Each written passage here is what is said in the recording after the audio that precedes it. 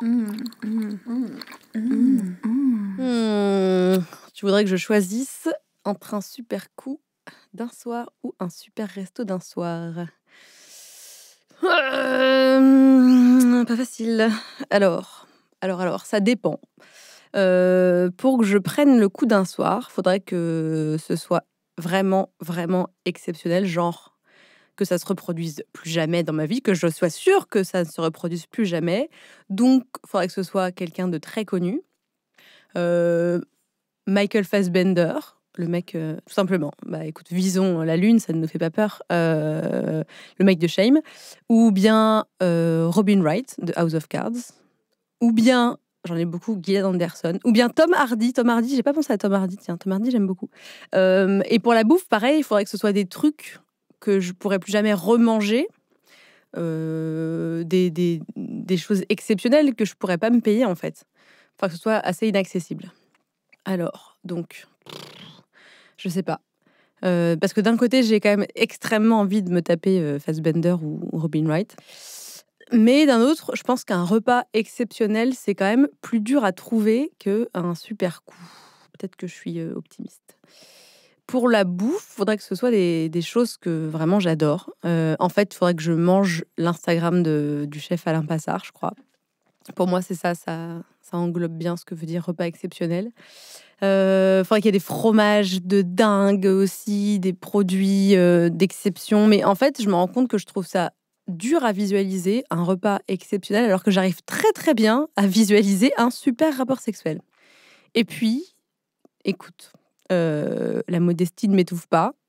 Parfois, je me dis, tiens, est-ce que vraiment c'est impossible que un jour je tombe pas sur Gillian Anderson, et que là, bam, coup de foudre, et elle me dit, oh, my room is, tu vois, 201, come upstairs, enfin, tu vois. Alors qu'en fait, j'ai du mal à m'imaginer tomber sur un repas de dingue, tu vois, genre je passe devant l'arpège et on me dit, ah, bonjour, est-ce que vous voulez manger gratuitement? Bon, faudrait qu'on m'invite. Et peut-être que Tom Hardy pourrait m'inviter à manger à l'arpège. Non, ok, alors bon, je vois dans tes yeux qu'il faut que je choisisse. En fait, le sexe, c'est à la fois plaisir d'offrir et joie de recevoir, alors que la bouffe, c'est à sens unique, sauf quand on la prépare. Ceci étant dit, j'ai toujours pas de réponse.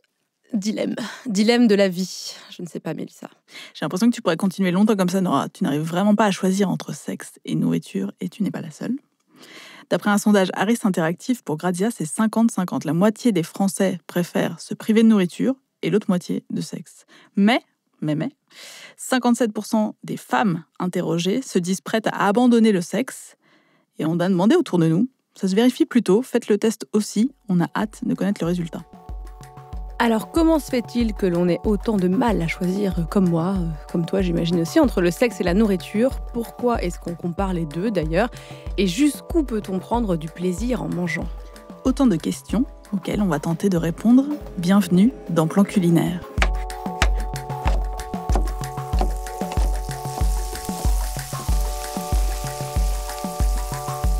Je suis Nora Boisoni.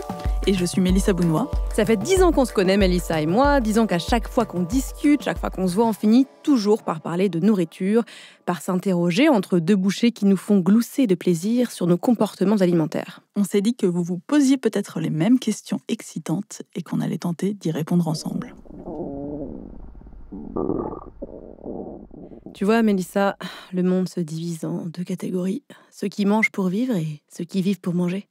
Toi et moi, on vit pour manger. On imagine que c'est pareil pour vous qui nous écoutez.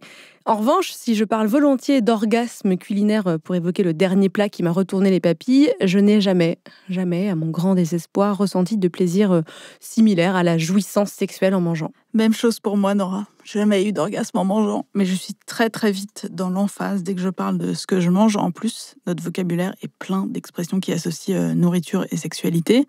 Il y a lécher, sucer... Je te dévore des yeux, je vais te croquer, je vais te manger tout cru. Il y a aussi ceux qui disent même « je vais te croquer », ça je pourrais jamais. Je vais te manger, sans parler de mon petit sucre d'orge. Alors là, vraiment, j'oserais jamais dire ça. Ouais, je pense que j'ai jamais dit un truc pareil non plus. Il n'y a pas que toi ou moi qui parlons d'orgasme culinaire, d'ailleurs. On entend l'expression partout, jusque dans les émissions de télé, forcément. Voilà ce qui s'est passé quand un candidat de Top Chef a fait goûter son plat au chef Marc Vera en présence de Philippe Etchebest. C'est bon, ça, hein. Génial. Il y a un petit arôme d'épicéa, de sève, là, de sève de sapin. L'équilibre qu'il y a dans ce plat, c'est un paradis. Hein. C'est bon, je peux rentrer chez moi.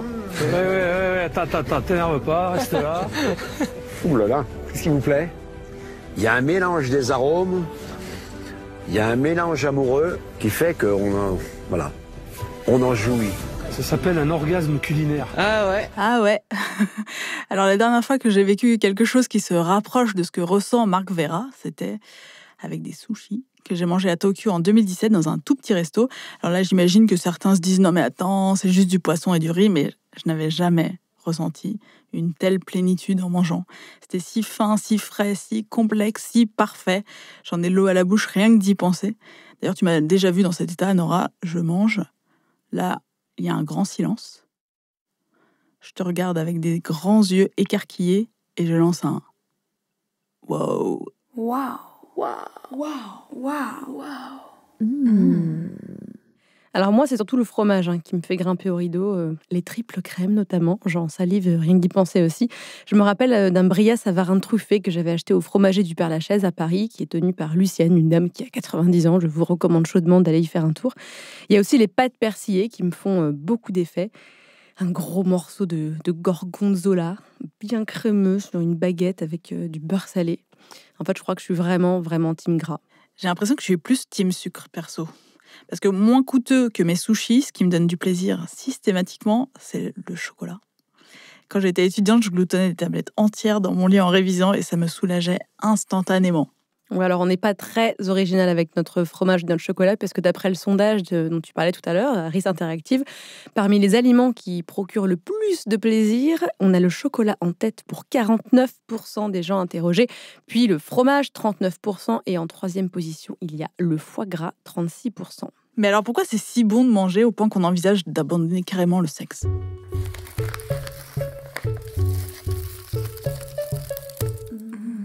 Du chocolat. Pour savoir ce qui se passe dans notre corps et surtout dans notre cerveau quand on mange, on est allé près de Lyon poser quelques questions à Maude Baudouin-Gobert, qui est docteure en neurosciences au CNRS. Elle nous a expliqué que quand on mange, les papilles sur notre langue détectent le salé, le sucré, l'amer et envoient toutes ces infos à notre cerveau qui va ensuite réagir en termes de plaisir. Alors, donc, si on s'intéresse uniquement à la partie plaisir qu'on a quand on mange, donc effectivement, ça va stimuler le circuit de la récompense. Donc, le circuit de la récompense, il faut imaginer que c'est une sorte de boucle avec tout d'abord un premier maillon qui est dans une partie très très profonde du cerveau qu'on appelle l'aire tegmentale ventrale. Donc ça, c'est son nom un peu compliqué. Voilà, donc c'est profond, c'est juste au-dessus, on va dire un petit peu au-dessus du cervelet. Et là, elle nous a sorti la meilleure métaphore pour qu'on visualise bien ce qui se passe dans notre cerveau.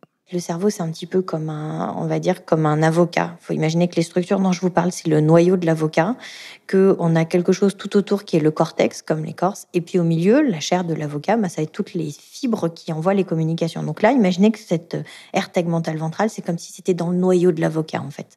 Et c'est là où se trouvent toutes les cellules du cerveau qu'on appelle des neurones, qui contiennent de la dopamine. Ah, la dopamine. Notre cerveau avocat adore la dopamine. Donc, pour récapituler, la mécanique du plaisir alimentaire, ça commence au cœur de notre cerveau, dans cette fameuse aire tegmentale ventrale. Quand on mange et qu'on a du plaisir, ça va aller stimuler l'aire tegmentale ventrale qui va ensuite libérer de la dopamine dans différentes régions, par exemple le striatum. Et donc, il faut imaginer qu'à chaque fois que vous mangez, paf, ça fait une petite libération de dopamine et ça va stimuler comme ça les différentes aires que je vous ai citées et comme ça en boucle. Et donc, en plus, ce qui est assez marrant, c'est que plus vous allez manger quelque chose qui est agréable, plus vous allez stimuler votre aire tegmentale ventrale et votre système de récompense, et plus il va être réactif, et plus vous aurez ensuite envie de manger ces choses-là. Ah, du chocolat. Encore du chocolat. Encore du chocolat. Encore du chocolat. Encore du chocolat. Du chocolat. Encore du chocolat. Encore du chocolat. Encore du chocolat. Encore du chocolat. Encore du chocolat. Alors ce plaisir intense ressenti grâce à ce fameux circuit de la récompense, c'est ce qui est arrivé à Caroline à Berlin avec un kebab. Le kebab vient du fameux Mustapha, je ne sais pas si vous connaissez, où il y a toujours environ 2 heures d'attente. La scène se passe en 2013 dans le quartier de Kreuzberg. Caroline sort de soirée avec des amis Et puis vers 4h, 4h30 du matin, on était bien fatigués. Je pense qu'on n'avait pas dû pouvoir rentrer au Berghain, donc on s'est dit allez, on rentre à la maison. Et puis donc là, on prend nos vélos, on pédale, tout ça. Et évidemment, un peu la faim qui arrive. Et là, on se dit, allez, bingo, on va voir si chez Mustapha, il y a un peu de place. Et là, on arrive, il y a effectivement une file d'attente. Mais pour le coup, c'était une file d'attente à peu près de 30 minutes. Donc, ce qui semblait raisonnable, hein, plus que 2 heures. Donc, on se dit, allez, bingo, on attend. Un kebab pas si simple à savourer, donc attendre pour manger, on en parlait dans le 2e épisode de Plan Culinaire, c'est dur et ça donne parfois encore plus faim. Sauf que ce soir-là, Caroline voit qu'il ne reste plus beaucoup de viande. Et la chance a joué en ma faveur ce jour-là, puisque j'ai eu le dernier avec de la viande. Donc là, on les voit préparer le kebab, et ça n'a rien à voir avec les kebabs parisiens avec le pain à moitié rassis et puis la salade tomate oignon et la sauce blanche. Et là, attention, si vous aviez du mépris pour le kebab de 5h du matin, écoutez ce qui est arrivé à Caroline. Là, il me donne ce kebab que j'avais quand même très hâte de manger, hein, puisque je pense qu'il devait être 5h, 5h30 du matin. Et là, effectivement, première bouchée, première sensation, les explosions, on va dire, de saveurs, assez, on va dire, classique. Enfin, classique pour un kebab, non, pas vraiment, puisqu'on est quand même plutôt habitué à quelque chose d'assez fade et lourd. Et là, c'était pas du tout le cas. Là, quelque chose de très frais et effectivement, de mélange à la fois d'épices, de grillés, de légumes fraîchement coupés, tout ça. Donc là, je croque dans le kebab. Et effectivement, explosion de saveur. Et cette sensation de soulagement. Et un peu le côté wow, genre, c'est trop bon. Et un peu le temps d'arrêt. Et où on prend... on comprend pas forcément trop ce qui se passe de comment ça se fait que ce kebab me procure cette sensation. Explosion, soulagement. Caroline ne parle pas d'orgasme culinaire, mais ça y ressemble quand même beaucoup. Une sensation diffuse, étrange et surprenante. C'est vraiment cette sensation de, quand tu manges quelque chose de très bon, où tu t'arrêtes un peu et tu prends le temps, en fait, de savourer. Et je pense qu'il y a une connexion sûrement nerveuse dans ta petite tête qui se dit OK, là, ce que tu es en train de manger, c'est très bon, mais un peu pourquoi. Et là, tu t'essayes en même temps d'analyser. Je ne sais pas si tout ça se fait en une fraction de seconde ou pas. Mais effectivement, j'étais un peu, un peu bloquée, un peu sur place. Oh, c'est trop bon.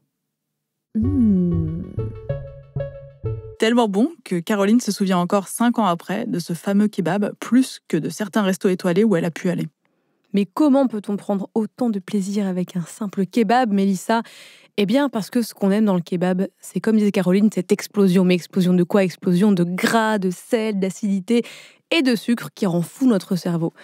On s'en doutait de tout ça, mais la neurobiologiste Maud Baudin-Gobert nous l'a confirmé. Tout ce qui va être très riche en sucre, ou par exemple très riche en certains lipides, vont stimuler vraiment particulièrement le système de récompense. Donc, même si vous avez toujours été élevé dans un cadre, par exemple familial, où on vous mangeait extrêmement sainement, le jour où vous allez manger quelque chose de très gras parce que vous allez vous faire un fast-food ou quelque chose comme ça, votre cerveau va l'encoder de toute façon et va dire « Ah, là, c'était vraiment très, très intéressant » et va vous pousser à en consommer.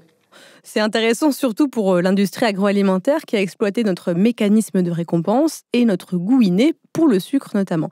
J'ai appelé Michael Moss, c'est un journaliste d'investigation américain, prix Pulitzer, s'il vous plaît, en 2010, qui enquête depuis 10 ans sur la nourriture industrielle. Il a publié en 2013 un essai intitulé « Salt, Sugar, Fat, How the Food Giants Hooked Us », donc sel, sucre et gras, comment les géants de l'alimentation nous ont rendus accros. To some extent, Dans une certaine mesure, nous naissons avec un goût inné pour le sucre, pour le sel et le gras aussi, mais surtout pour le sucre. Et c'est devenu un problème quand les entreprises agroalimentaires, pour nous vendre toujours plus de produits, ont compris comment exploiter la science pour faire en sorte non pas que nous aimions leurs produits, mais que nous en voulions toujours plus. Ils ont trouvé comment tirer avantage de ce goût inné pour le sel, le sucre et le gras. Toutes ces entreprises d'agroalimentaire ont donc mis au point la recette qui nous donne du plaisir à chaque fois. À un moment donné, l'industrie a découvert que le sucre tout seul était un moyen formidable de rendre les gens accros à leurs produits. Mais si vous ajoutiez à ce sucre la dose parfaite de gras, sous forme d'huile ou autre, et la dose parfaite de sel, ça formait un trio gagnant, une sorte de trinité impie d'ingrédients. Ce dosage parfait de sucré, salé, gras qui rend fou notre mécanisme de récompense a un nom. C'est le Bliss Point, ou point de béatitude si vous voulez. C'est une sorte d'apogée gustatif conçu en laboratoire dans les années 80 et qu'on retrouve dans la majorité des produits transformés comme les plats cuisinés ou bien la junk food et les sodas, des produits qui nous poussent à en vouloir toujours plus. I was lucky enough to meet the inventor of the term the Bliss Point. His name was Howard Moskowitz. J'ai eu la chance de rencontrer l'inventeur du terme Bliss Point, qui s'appelle Howard Moskowitz, et qui a étudié la psychologie expérimentale à Harvard. Il m'avait laissé assister à la création d'une nouvelle saveur pour le soda Dr Pepper, qui est très connu aux États-Unis. Il a donc commencé à travailler sur pas moins de 16 différentes versions du goût sucré, chacune légèrement différente de l'autre. Il les a ensuite testées sur des milliers de consommateurs à travers le pays. Puis il a mis toutes ces données dans un ordinateur, fait des calculs, des analyses de régression, etc. Et c'est là qu'Howard Moskowitz a découvert ce fameux Bliss Point. Ce qui en est sorti, c'est une courbe en cloche, comme celle avec laquelle on note les élèves dans certaines écoles, avec tout en haut, à la place du C, tant redouté, le dosage parfait de sucre. Ni trop, ni trop peu, qui va nous rendre complètement dingues de ce produit.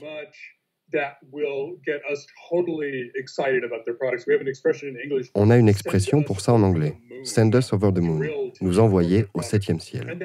Et c'est un peu la genèse de comment l'industrie a réalisé qu'il nous était impossible de résister à ce dosage parfait de sucre, de sel et de gras. La recette du ketchup Heinz, par exemple, combine les 5 saveurs connues, sucré, salé, acide, amer et umami, pour atteindre ce point culminant de félicité gastronomique. C'est pareil avec le Coca-Cola. Son goût mêle tellement de saveurs différentes que notre cerveau a du mal à tout analyser et comprendre ce qui se passe. Alors, il nous incite à nous resservir pour analyser à nouveau l'échantillon et ainsi de suite. C'est sans fin. Ça explique l'addiction que développent certaines personnes pour le Coca.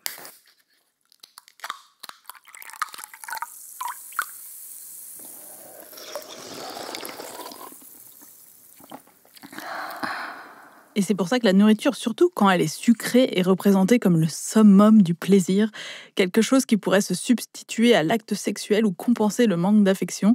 On pense à Bridget Jones pleurant dans son pot de glace sur All by Myself. Michael Moss parlait aussi de résister à cette combinaison parfaite, comme dans résister à la tentation. Et c'est bien l'idée qu'on observe dans plein de pubs pour des produits sucrés. Temptation, c'est le nom d'une glace Magnum avec pour slogan « Le plaisir est là, saisissez-le ». Plaisir toujours chez Häagen-Dazs qui parle de succomber à l'extra pleasure. Et si vous cherchez d'autres spots sur YouTube, par exemple, vous trouverez des femmes, beaucoup de femmes croquant goulûment dans leur esquimau, les yeux fermés. Des femmes qui, souvent, auront préféré se taper une glace plutôt qu'un homme.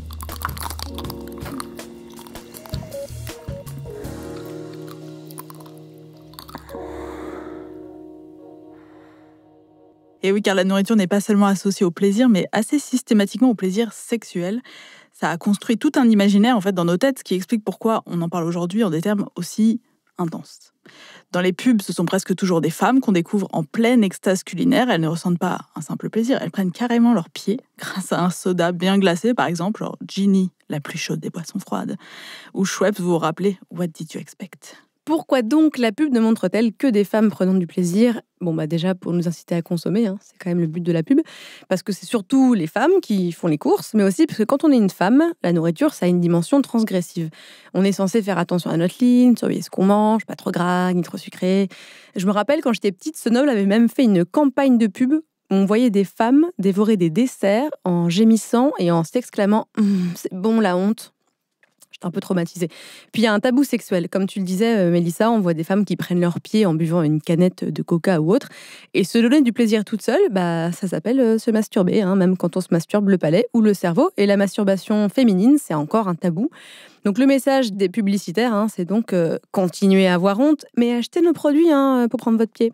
Et nous qui avons grandi dans les années 90, nous gardons un souvenir ému de l'omniprésence du sexe dans la publicité, notamment une certaine campagne pour les produits laitiers qui nous promettait des sensations pures, avec des jeunes sexy qui pique-niquaient, faisaient du snowboard ou qu'on voyait avec des moustaches de lait assez explicites.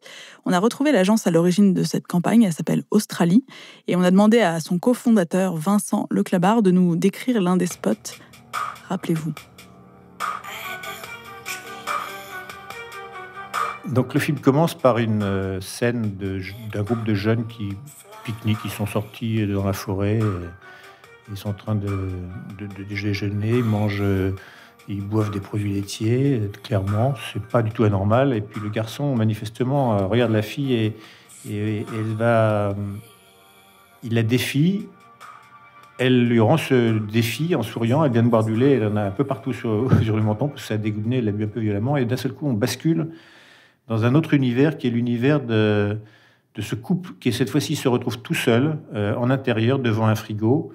Il est torse nu, elle n'est pas très habillée, et il se touche, elle lui caresse la bouche avec ses doigts, ils vont s'embrasser, et à ce moment-là, on revient à la scène extérieure et on comprend que l'un et l'autre se sont imaginés plus tard, sans doute après la balade, seuls, ayant fait l'amour et se rafraîchissant avec des produits laitiers après l'amour.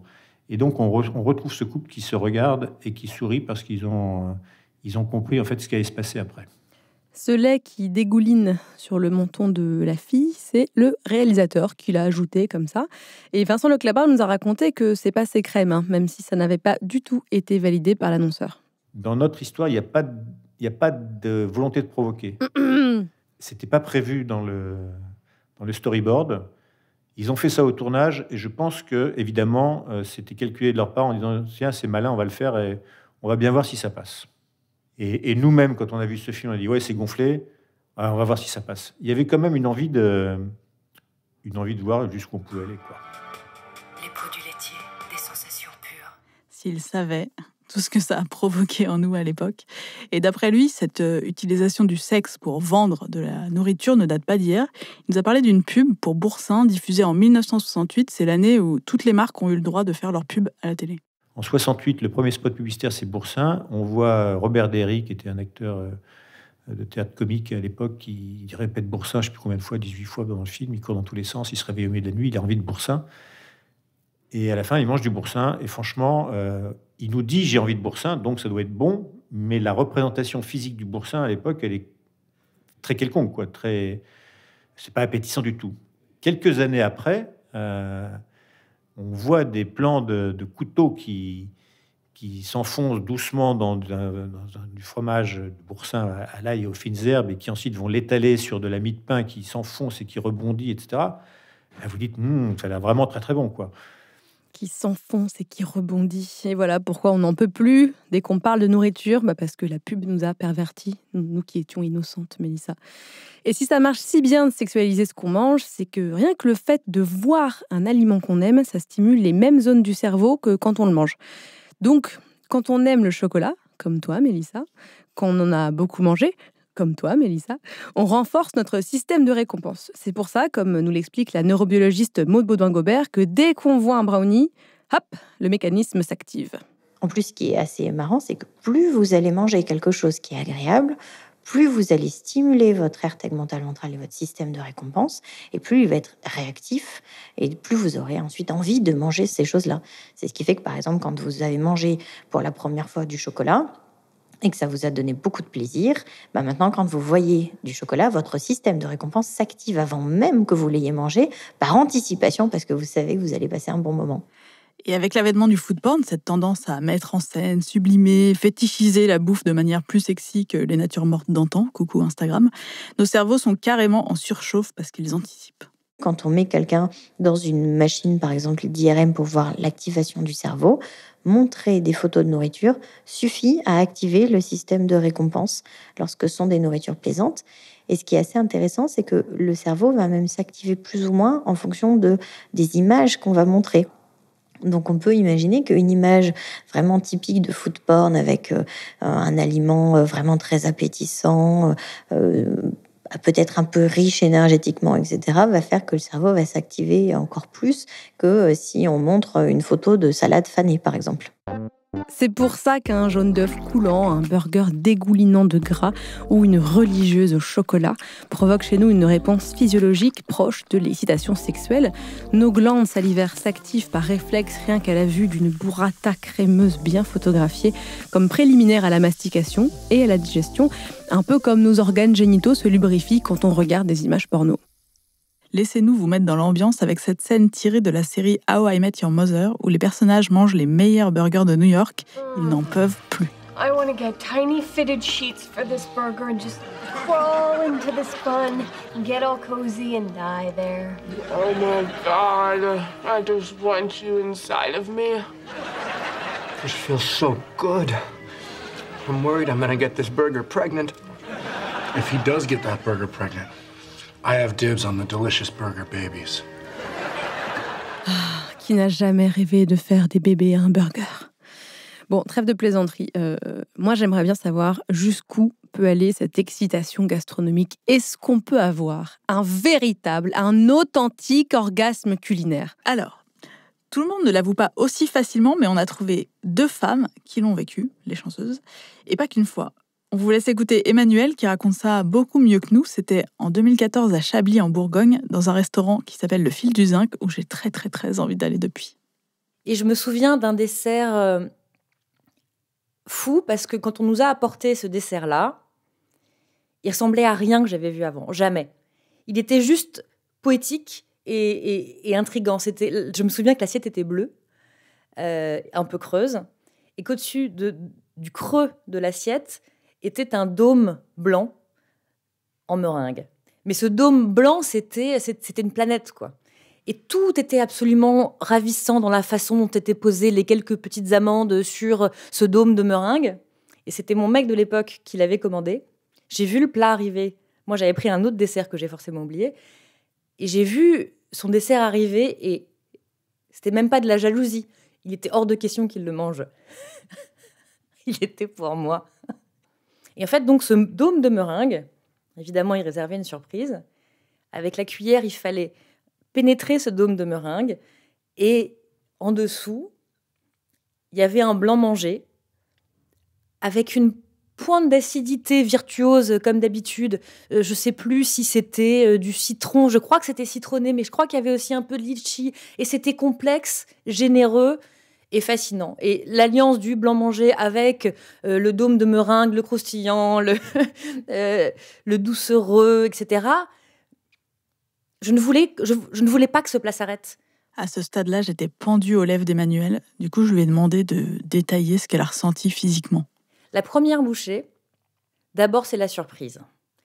D'abord, tu ressens dans tes papilles quelque chose qui s'ouvre, mais le plaisir ultime n'est pas encore là. En fait, c'est comme si la première bouchée apprivoisait tes papilles en lui disant « voilà ce qui va se passer maintenant ». Et alors, tu rencontres le croustillant de la meringue, tu rencontres la douceur et la complexité magnifique du blanc mangé. Et on s'appréhende. Voilà. Le plat et moi, on s'appréhende.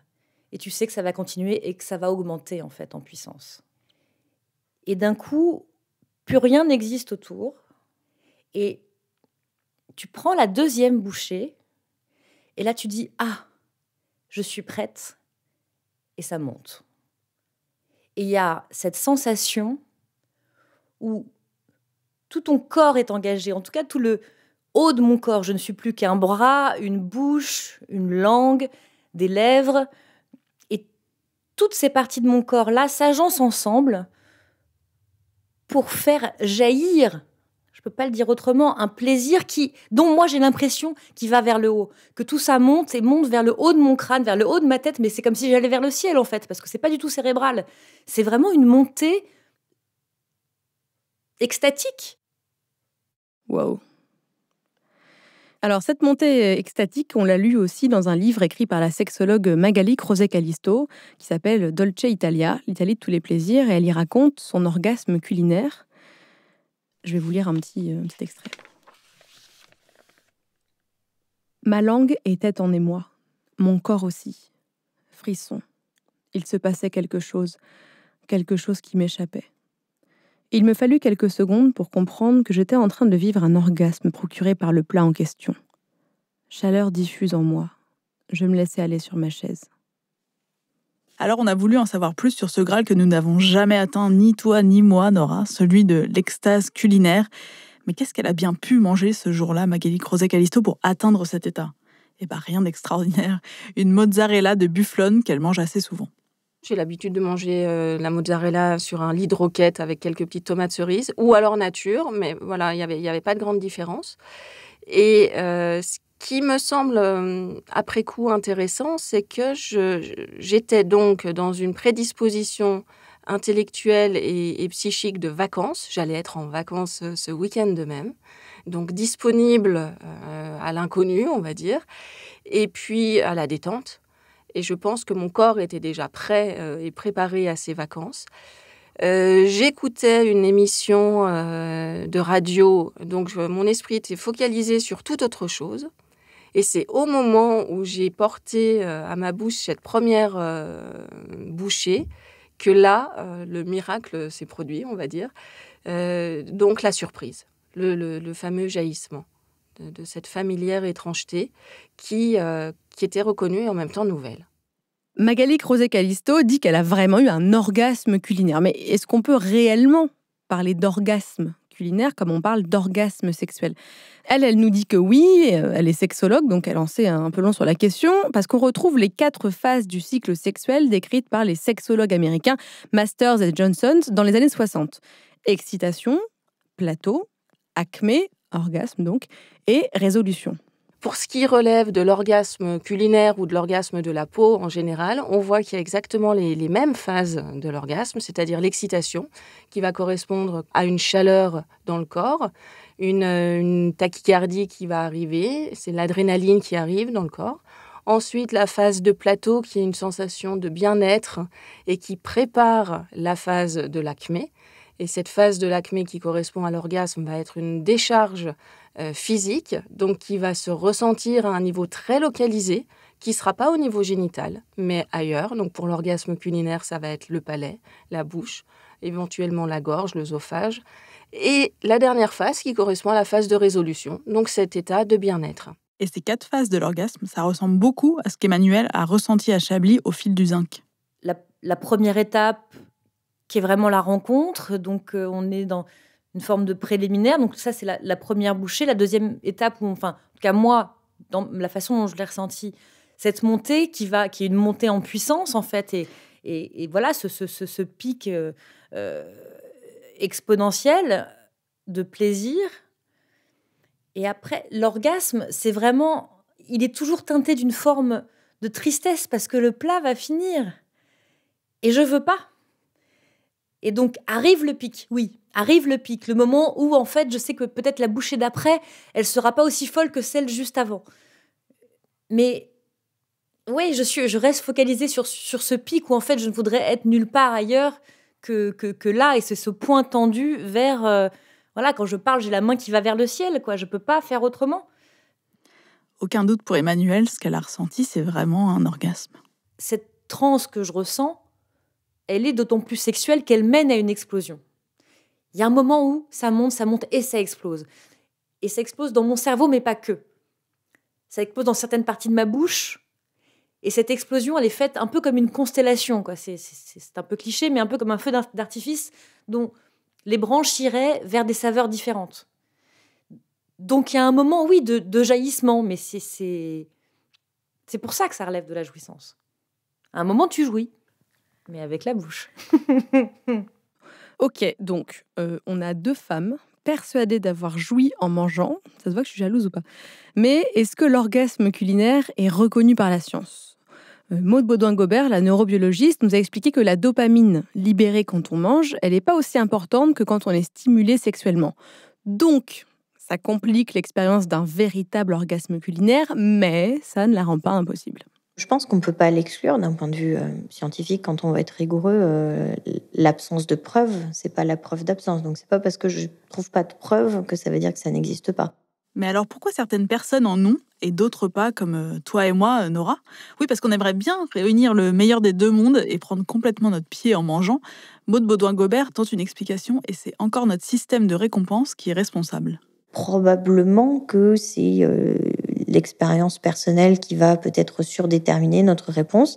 Peut-être que c'est inné, que certaines personnes ont une architecture de cerveau qui fait qu'ils sont plus ou moins sensibles. Peut-être c'est aussi par habitude. Par exemple, si vous avez l'habitude de manger beaucoup de junk food, plus vous en mangez, plus votre cerveau va réagir à la junk food. Donc ça peut aussi être lié à vos expériences passées et à votre régime alimentaire actuel. Bon, alors ok, c'est pas inné chez moi, donc j'ai compris. Je me sacrifie, il va falloir que je muscle mon système de récompense en lui donnant plus de Bria Savarin. La vie est dure.